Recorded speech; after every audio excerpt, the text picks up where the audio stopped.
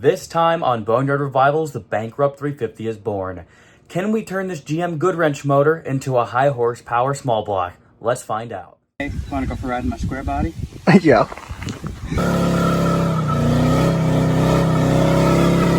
For a quick little flashback here, we pulled this small block Chevy 350 out of our 1984 C20 that we bought as a parts truck. We tore it down in the last video to discover that it had a blown head gasket, so we have it down to a bare block, and now it's time to build it. Flip back over here. I'm still waiting on a bunch of parts to close up the bottom end, but I looked that over. I'm very happy with that. Time to slip a cam in. As you can see, I already have this one half in there. If you're wondering what cam this is the cam out of our budget build 350. It's a hydraulic flat tappet cam. I believe on the intake and the exhaust, it's 450 lift. It should have a 218 duration at 50, I think.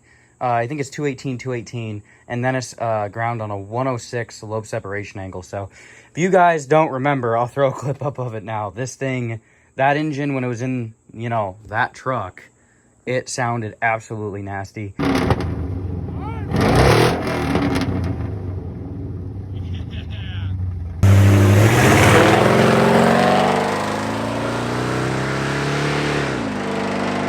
So basically this cam is going to slide right back into this engine.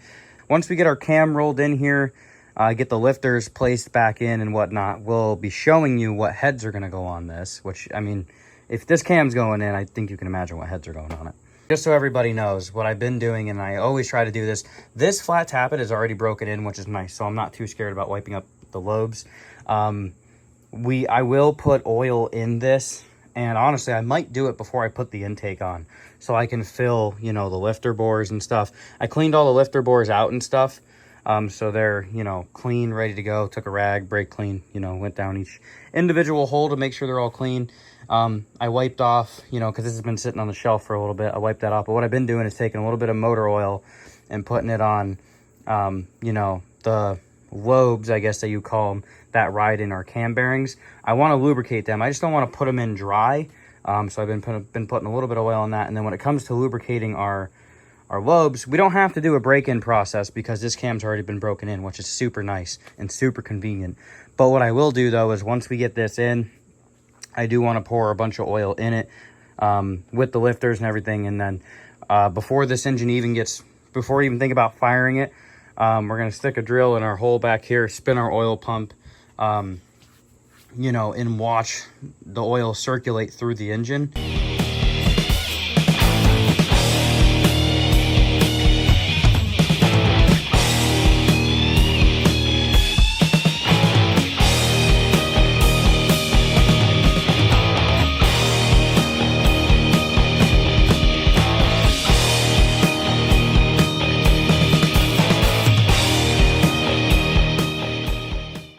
Timing chain's back on. You might be noticing we're using the stock one. We're going to reuse it.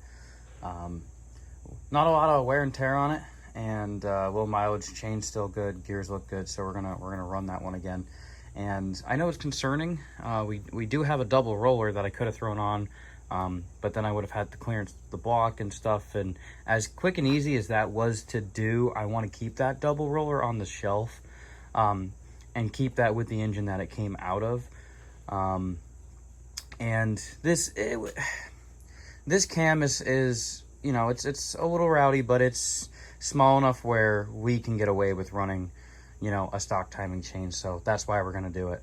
Put some Loctite on those bolts. I used the red Loctite, and then I got torque wrench here, and we're going to torque these to 12 foot-pounds and make sure that they're locked in.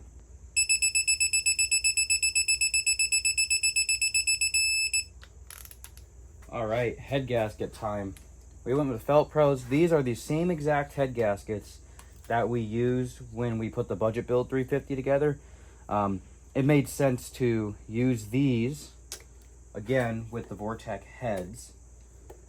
So that's going to line up like that. What we're also going to do is I'm going to put a bead sealer coming up the China wall here, and then also back here, and then we'll set the gasket on. I just wanted to fit up, make sure all of our coolant passages look like they matched up, which they should. And then you also sealer on the bottom side of the head gasket, sealer on the top side of the head gasket. Then we'll plop our cylinder head on here. Yeah, I'm kind of happy with how that works. I could do a little bit of trimming here to make for the oil passage, but I'm not gonna mess with these. We're just gonna throw it together the way it came off, right up that. I'm gonna take my finger and actually spread it in a little bit, just so it doesn't goop out everywhere. A bunch of silicone to get the job done. A little bit will do the trick. Get that back on, set that one on there. Get this side pressed in. Take our excess, wipe it off, and then I will dab this up, and I will dab that up, just to ensure that we're gonna get a nice good seal there. Oh, where's that dowel pin hole?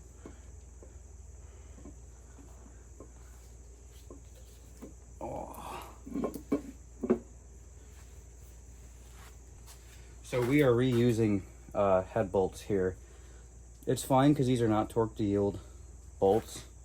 We're also RTVing them. There is special sealer that you can use on these.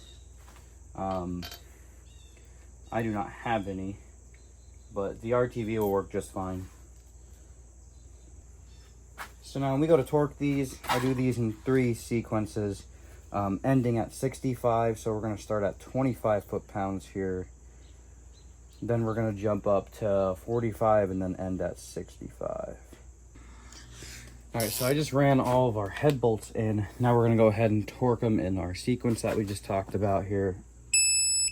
There's that one.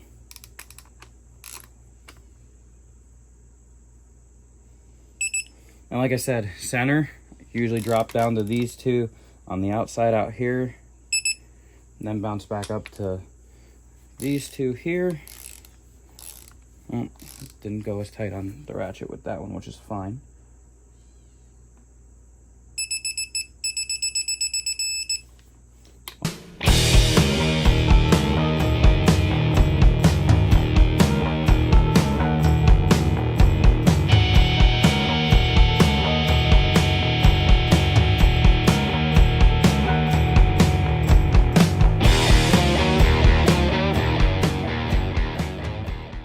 Okay, so now we're done with our first sequence. Now we're gonna bump this bad boy up to 45, and I tapped it. Oh well. Just make sure it's on foot-pounds too. This is the Quinn 3/8 one. I like this one a lot. I've used it a few times now. It doesn't do torque angle, but you know, it does its job. So there's 45. We'll do it all again, and then we'll go around the last time and do the 65.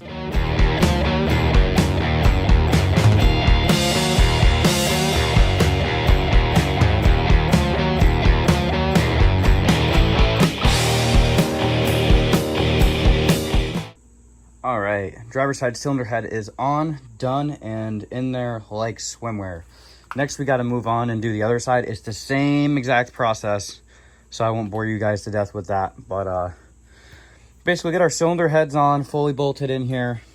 Then I'm going to come back in and do our push rods and our rocker arms. All right, cylinder heads are on. Next, we're going to be dropping in our push rods and putting our rocker arms back on. We're reusing all the same stuff, everything that came, you know, off these Vortec heads when it was on the budget build 350. We're all reusing the same stuff, especially even the you know, the self-aligning 1.5 stamp steel rockers. Those are going back on it, along with the same push rods that we use. Like I said, keeping this pretty low budget here, trying not to spend money where we don't have to. We brought our rocker arms and our push rods over from the engine assembly room. Now, this is why we take the time to organize and label this stuff. It makes it so much easier to slam all this stuff back in. So literally, I can just set this box here now, because I labeled them in order, and put them in the direction in which I know they came out of. I can literally just take all of our push rods and put them right back on. So we'll run through, we'll put all of our push rods in their respective locations where they belong. and then we'll throw our stamped steel rockers on. All right, time to set some valves.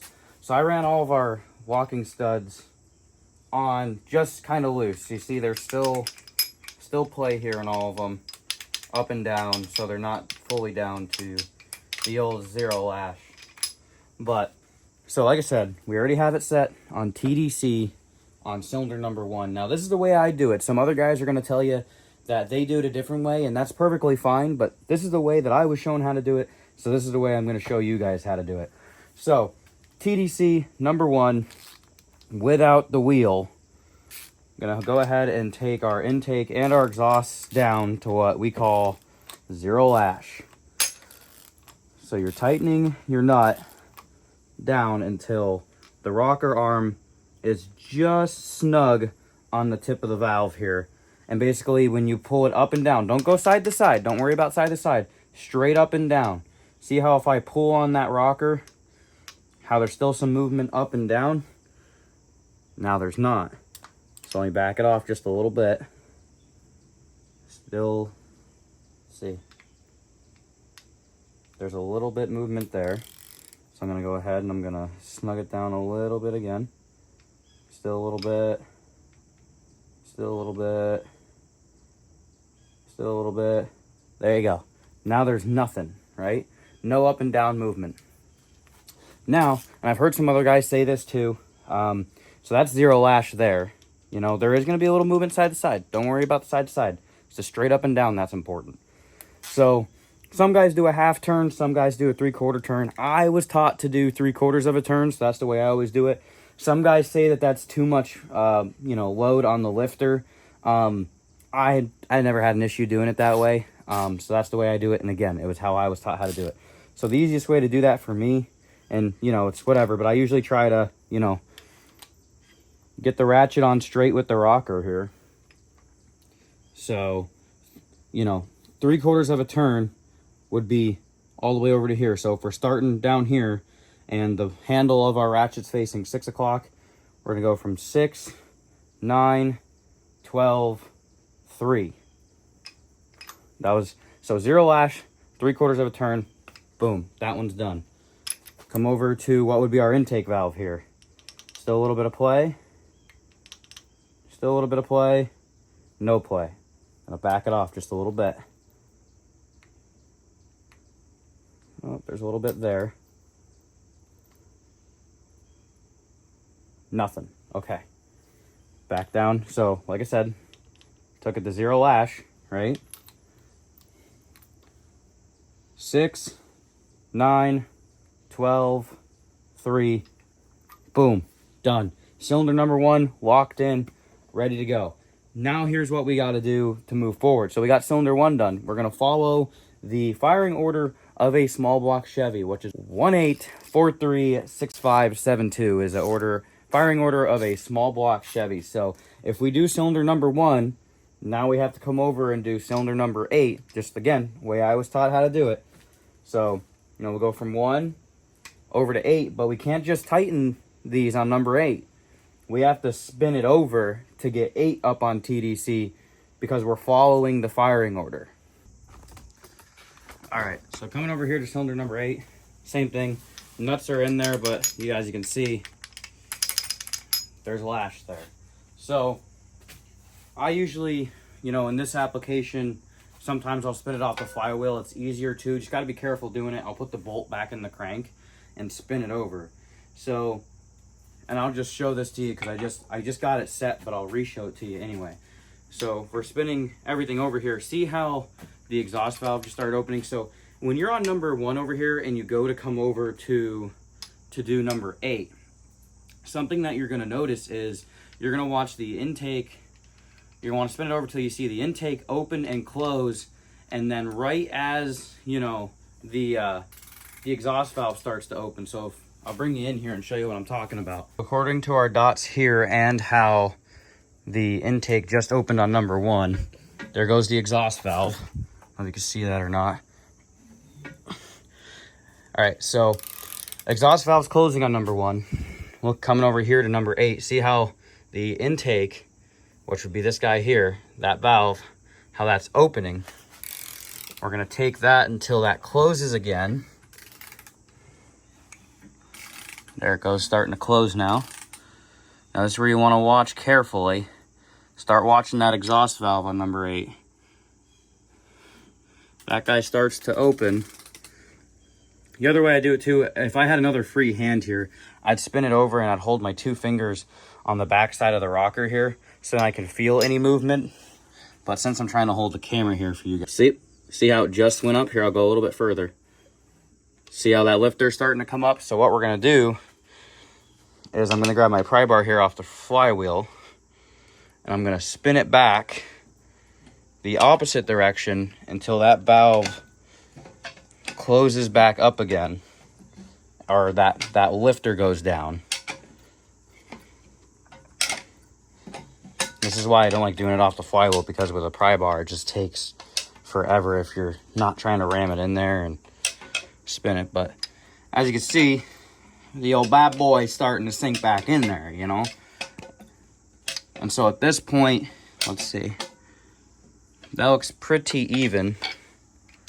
Let's see where the relationship of, let's see, okay, so the exhaust valve on number 1 is just starting to open here, so we might have gone a little too far. Nope. Okay, there's upwards movement. We'll take it back just a little bit. And like I said, sometimes you just got to mess with it a little bit. Could be frustrating, but if you just take your time, go slow, you know, it's not the end of the world. And it doesn't have to be dead nuts perfect either. Like I said, both lifters are in the same exact position, so that means, you know, both valves are closed. We'll start here. Doesn't matter, intake, exhaust, whatever you want to do here. We'll tighten that up. There's 0 lash on that one. Once again, we'll go 6, 9, 12, 3. Done. This one's got a lot of lash in her, so let's take all that up here.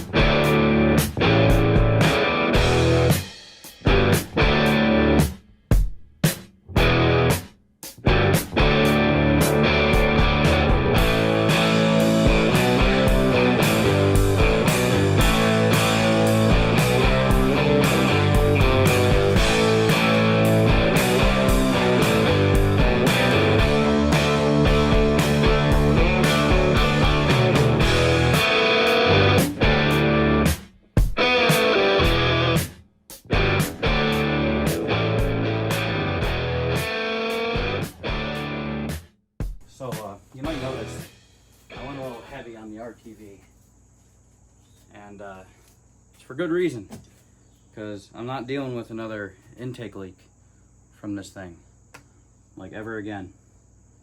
So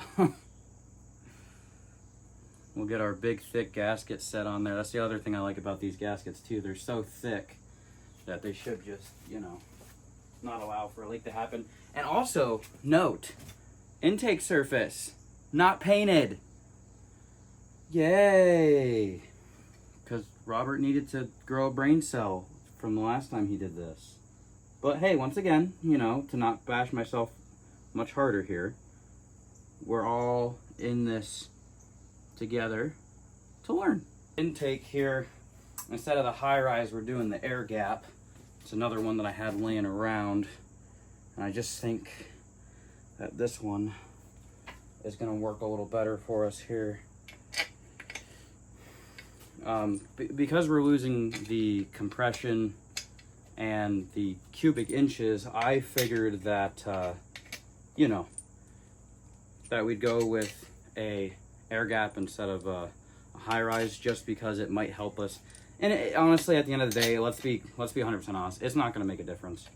But, you know, at least in my mind, it makes sense, you know, because it's an upgraded intake. So maybe if we gain, you know, we'll gain 5 or 10 horsepower from this intake, and that will change everything. No.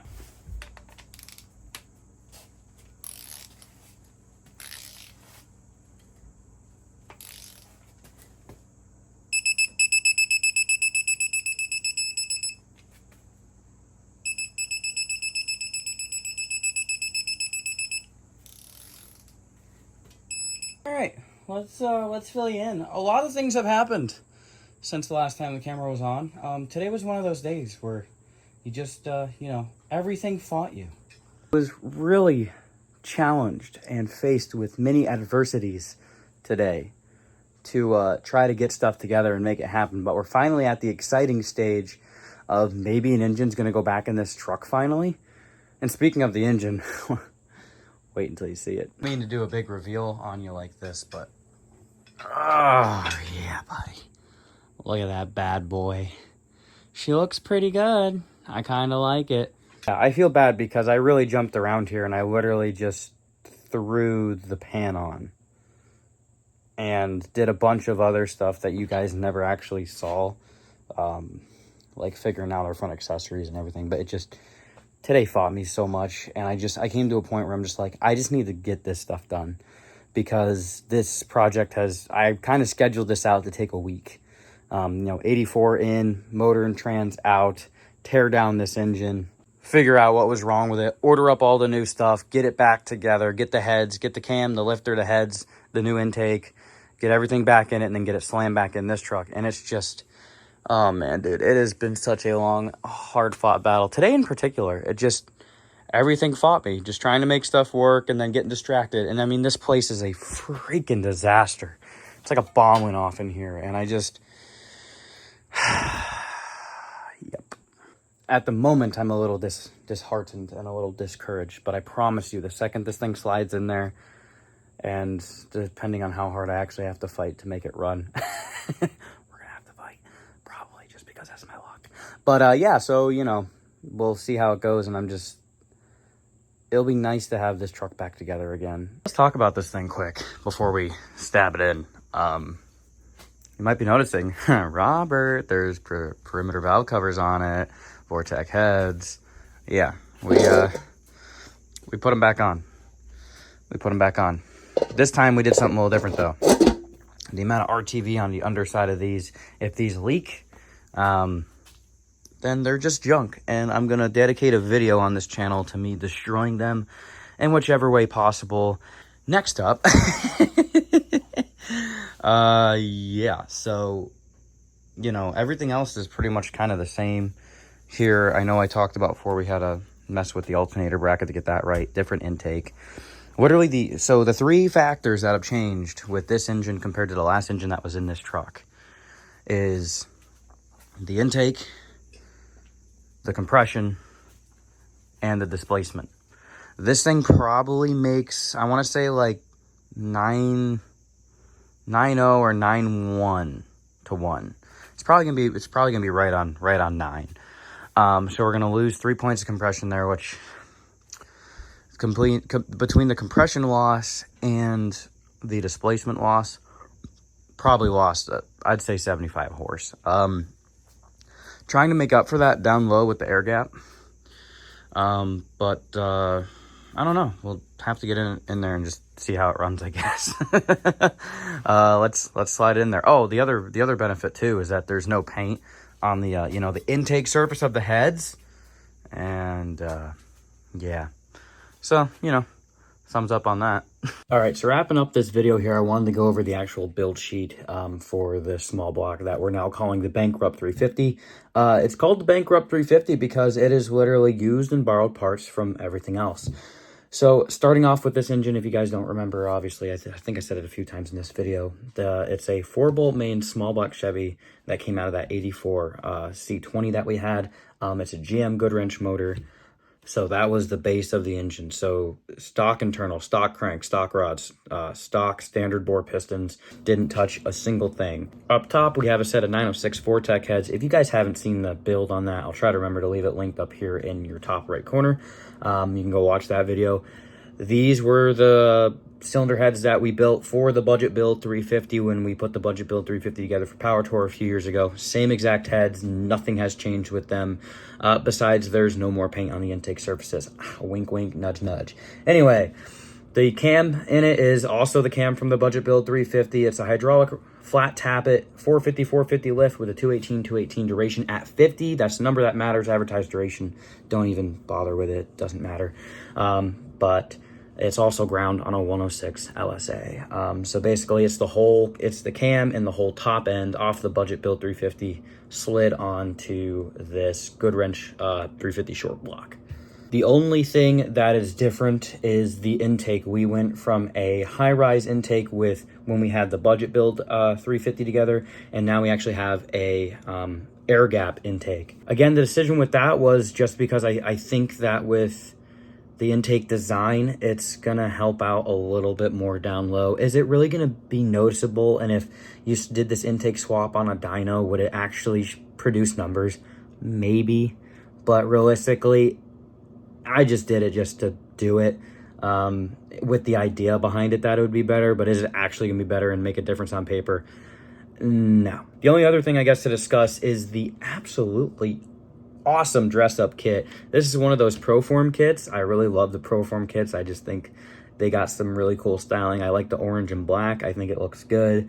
Yeah, that's pretty much it. Like I said, low buck, slapped it together. I had some money wrapped up in intake gaskets, oil pan gaskets, pretty much all the gaskets to put this thing together, and everything else was used, thrown together. And that's the way I wanted to keep it. I wanted to keep it as cheap as I possibly could, especially considering that you know, we have a lot of other engine builds coming up on the channel, and I just needed something to slide back into the Square Body. And I didn't want to put some bone stock 350 in, and so I decided let's rob the Vortec heads and the cam, throw it in there. So it's basically almost going to be the same on paper. And of course, I'm sure you guys are going to have a debate about it in the comment section below. But I would, if I have to put a number on this, honestly, it probably makes 300 horse, maybe 325. You know, with it, and it's also lucky if it makes like 9.0 to 1 compression. So losing a lot of compression there, even from the budget build 350, losing the compression and then losing the actual cubic inches, going from a 355 to a 350. We're also dropping the compression. Yeah, this thing probably makes 300 horsepower.